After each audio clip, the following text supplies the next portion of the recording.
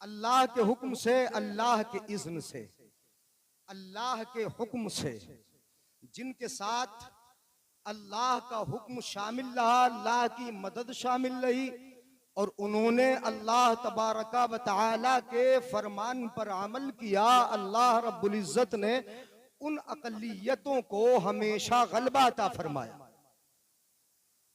अक़लियत को गलबा मिला, मगर उसकी बहुत सारी मिसालें कलाम मुक़द्दस में भी मौजूद हैं। लक़द नसरकुमुल्लाहु बिबद्रिन व अंतुम अज़िल्ला, जिसका जिक्र सैयद साहब ने किया था कि मैदान बद्र में अल्लाह रब्बुल इज़्ज़त ने कलील जमाअत को कसीर जमाअत पर गलबा अता फरमाया था।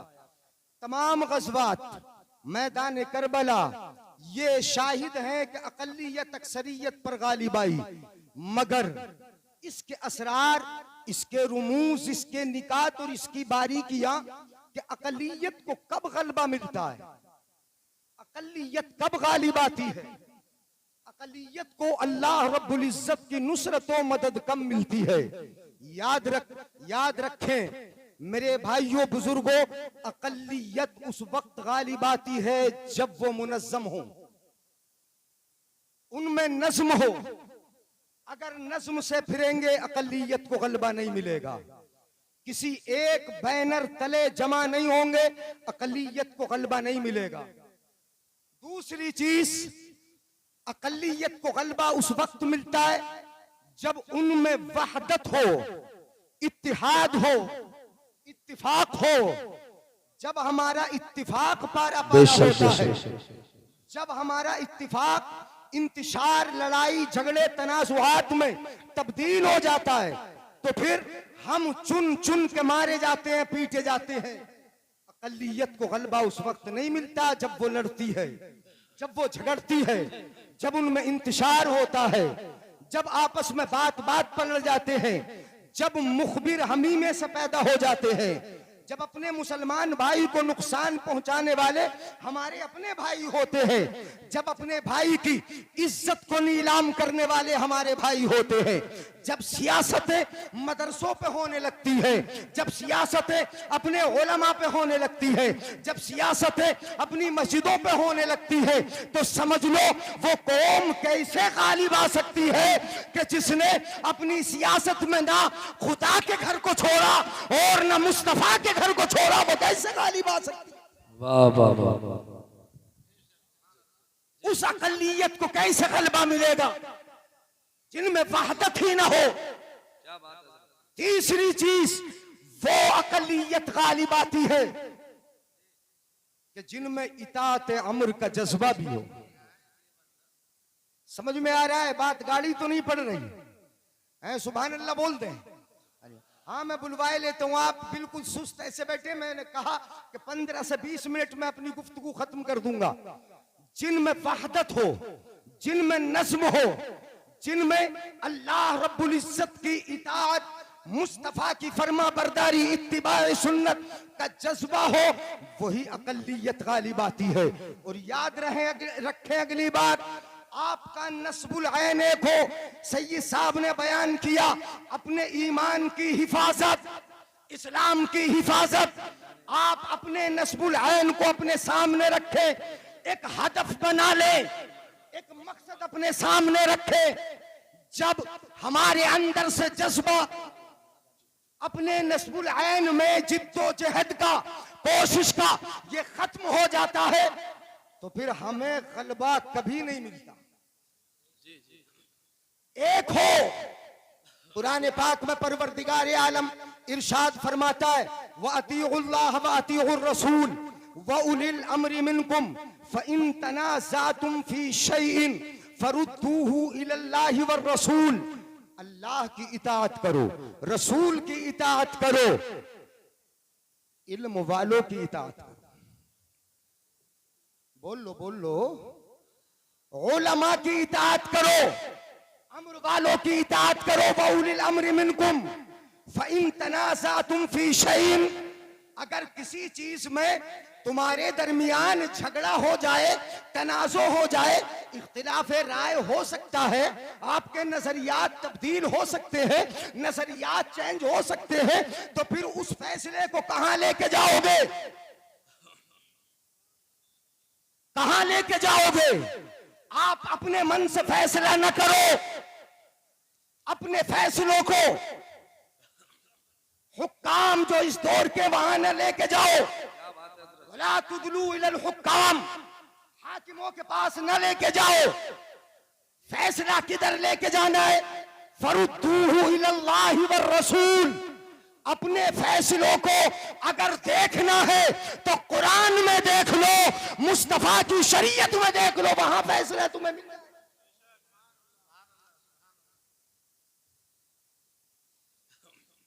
और अगर लड़ गए, झगड़ गए, मैं बताता हूं कि कौन एक रहे।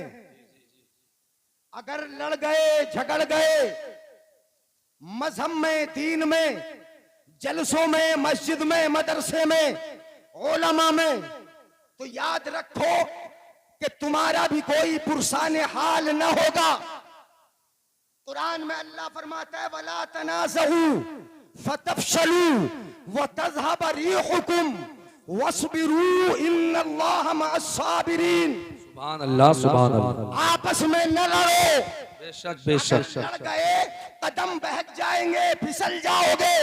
वो तज़हब रिहुकुम, और तुम्हारी जो ताकत व कुव्वत है, तुम्हारी हवा ही निकल जाएगी। इज्तिमाई हैसियत से जो तुम्हारी ताकत है, कुव्वत है, वो सारी की सारी चली जाएगी। वो तज़हब रिहुकुम, इज्तिमा के साथ रहने में, इत्तिफाक के साथ रहने में तुम्हारी कुव्वत है, तुम्हारी ताकत है। हम मजहब पे लड़ गए, हम मशरब पे लड़ गए, हम पीरों पे लड़ गए, हम मदरसों पे लड़ गए। वला तनाज़ऊ फतफशलू, न लड़ो वरना फिसल जाओगे। वस्बिरू, सब्र भी कर लो। अल्लाह फरमाता है सब्र कर लो। इन्नल्लाह मअस-साबिरीन, अल्लाह की मदद सब्र करने वालों के साथ होती है। एक दो हदीस में आपके गोश गुजार कर दूं, सुनो।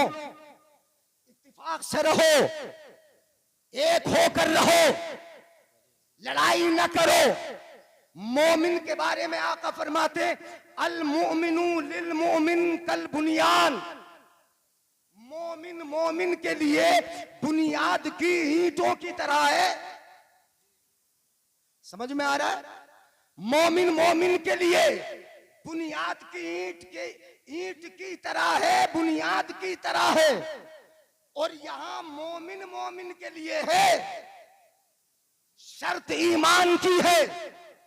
मोमिन मोमिन के लिए बुनियाद की तरह है। जिस तरह बुनियाद की एक ईंट को दूसरी ईंट के साथ मिलने के बाद ताकत मिलती है, दूसरी ईंट जब लग जाती है तो पहली को ताकत मिल जाती है, तीसरी लग गई, पहली, दोनों को ताकत मिल गई। इस तरह ईंटें एक दूसरे से जुड़ती जाती है और एक मजबूत ताकत बनती जाती है। मेरे आका सल्लल्लाहु अलैहि वसल्लम ने यही मिसाल देकर समझाया कि जिस तरह एक के साथ दूसरे के मिलने से ताकत बढ़ती है, ऐसे ही ईमान वालों की ताकत एक दूसरे के साथ मुत्तफिक होने से बढ़ती है।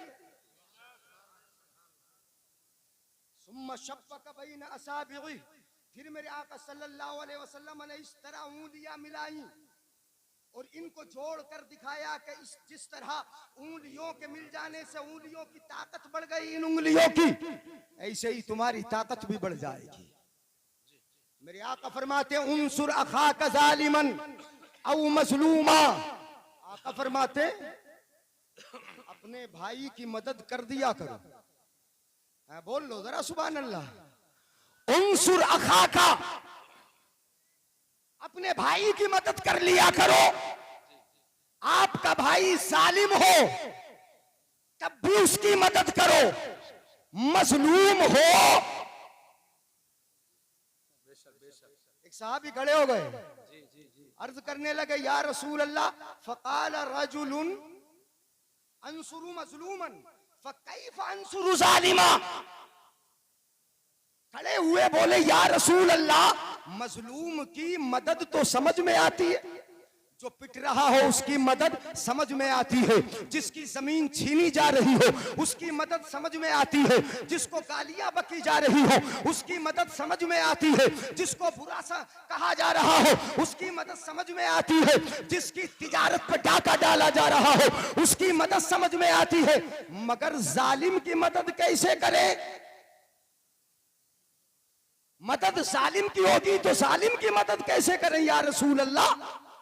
जालिमा, जालिम की मदद कैसे होगी? तो आका इरशाद फरमाते हैं, तवज्जो है, अगर समझ में आएगा सुभान अल्लाह बोलोगे। क्या फरमाया आका ने? जालिम की मदद ऐसे होगी, फमनअहु मिनज़-ज़ुल्म,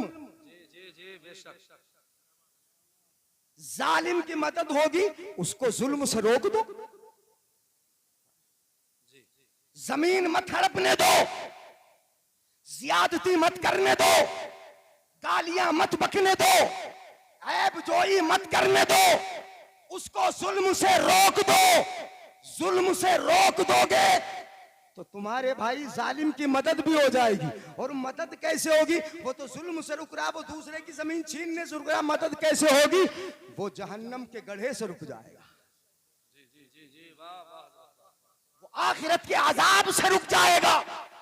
अगर जुल्म से रुक गया तो आखिरत के अजाब से महफूज हो जाएगा। ऐसे जालिम की भी मदद हो जाएगी।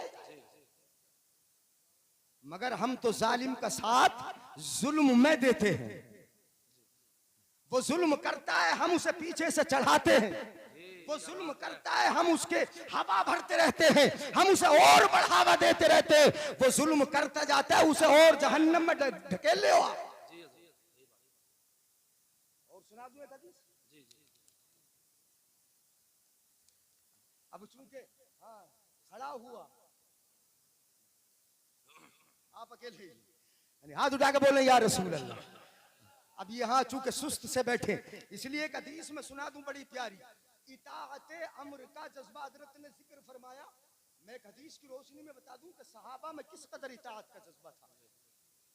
हजरत अब्दुल्ला इब्ने अब्बास रज़ी अल्लाह ताला अन्हु से ये हदीस पाक मर्वी है और गालिबन मुत्तफक अलैह हदीस पाक है। रआ रसूलुल्लाह सल्लल्लाहु अलैहि वसल्लम खातमम मिन ज़हबिन फी यदि रजुलिन, मेरे आका सल्लल्लाहु अलैहि वसल्लम ने एक नौजवान के हाथ में सोने की अंगूठी देखी। मर्द के हाथ में सोने की देखी, दे दी नहीं, क्या देखी? वो सोने की अंगूठी पहने था, साहबी थे, नौजवान थे। आज हम तो मंगनी में अंगूठी पहनाते हैं। मुझसे भी कहा गया एक जगह के अंगूठी पहना दो हजरत, मैंने कहा नहीं पहनाना नहीं, हाथ में दे दो, अगर दे रहे हो तो तोहफे में।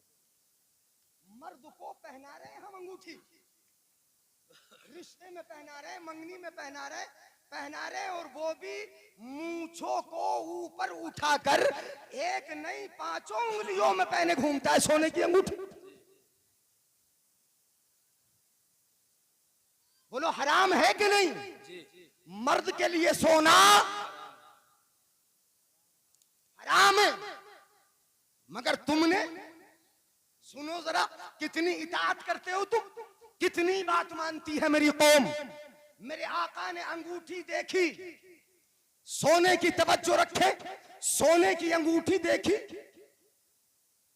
फनज़ाहु फतरहु, मेरे आका ने उन सहाबी का हाथ पकड़ा, उंगली से अंगूठी निकाली और निकाल कर अंगूठी को फेंक दिया मुस्तफा ने। क्या किया मुस्तफा ने? मेरे आका ने यह अमल करके दिखाया कि जब बुराई देखो और हाथ से रोकने की ताकत है तो रोक दो। मेरे आका ने अंगूठी निकाली और फेंक दिया, अंगूठी को फेंक दी। फिर आका ने इरशाद फरमाया, यामुदु अहदुकुम इला जुमरतिन मिनन नार, तुम में का कोई ये अंगूठियां पहनकर फयजालुहा फी यदिही, अपने हाथ में अंगूठी पहनकर जहन्नम की चिंगारी को अपने हाथ में ले रहा है।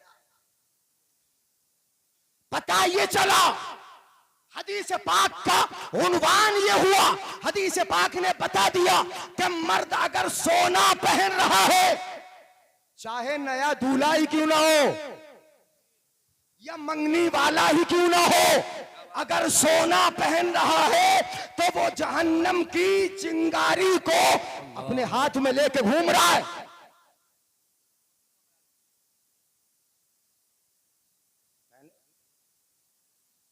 ये कहकर मुस्तफा अंगूठी निकाल कर फेंक कर वहां से आगे बढ़ गए, चले गए। फकील अली रजुल, जिसके हाथ में अंगूठी थी, उनसे कहा गया खुज खातम का इंतफि बिही। सुन लो गौर से, मुस्तफा तो चले गए, मुस्तफा चले गए, जिसके हाथ की अंगूठी निकाली थी मुस्तफा ने, उनसे किसी ने कहा अपनी अंगूठी उठा लो और उससे फायदा ले लो, बेच दो। पहनना ही तो सोना नाजायज है, बेचना तो नाजायज। बीवी को दे दो, बीवी को पहनाना तो नाजायज। बहन को दे दो, बहन को देना तो नाजायज नहीं। अपनी वालिदा को दे दो, किसी और को दे दो, देना तो नाजायज नहीं। कहा गया उठा लो। मुस्तफा तो चले गए, अब देख थोड़ी रहे, फेंक दिए मुस्तफा ने, उठा लो। चले गए मुस्तफा, फायदा उठा लो, बेच दो। तो सहाबी का जवाब सुनो, वो इताअत अम्र वाले थे, वो इत्तिबाए सुन्नत मुस्तफा वाले थे। नबी अकरम सल्लल्लाहु अलैहि वसल्लम के उस प्यारे सहाबी का जवाब सुनो।